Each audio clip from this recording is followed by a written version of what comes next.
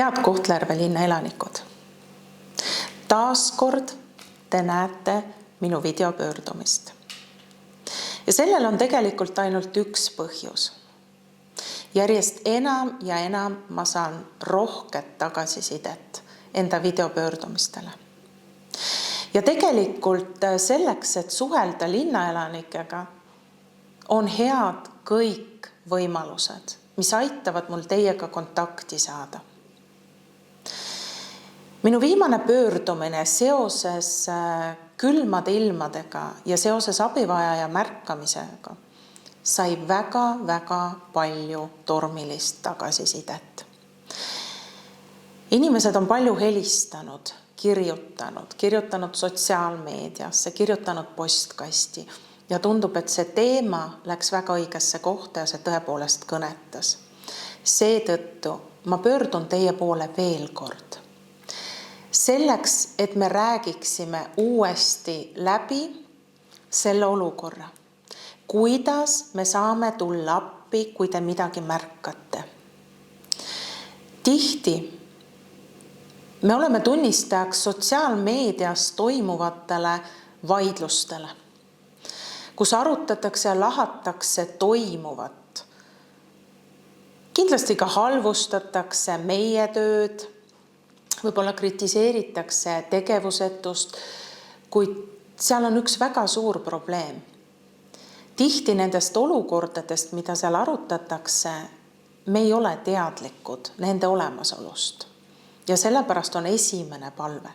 Kui te midagi kuskil märkate, palun andke meile sellest teada.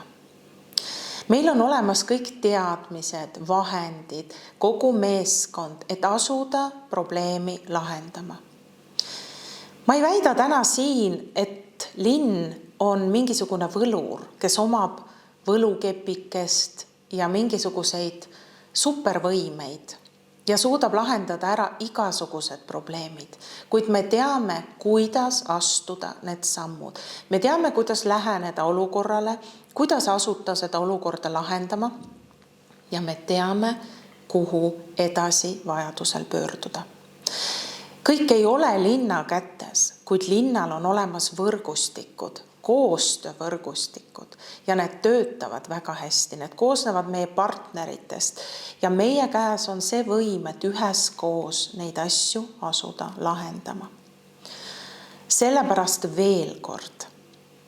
Kuna need pöördumised ja see videokontakt on kuidagi rahvale omaks saanud, siis ma kasutan ära igat võimalust, et teieni jõuda ja oluline info teieni tuua. Sellepärast ka täna veel kord pöördun teie poole palvega. Kui te midagi näete, palun andke teada. Te ei pea selleks teadma isikukoodi, täpset nime, perekonnanime. Vahest piisab, kui te ütlete meile lihtsalt, kus see inimene elab.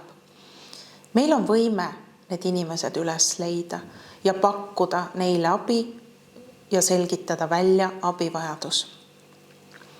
Sellepärast veel kord, palun pöörduge. Just nii koostööd tehes suudame aidata neid, kes meie abi vajavad. Aitäh teile veel kord ja teeme koostööd.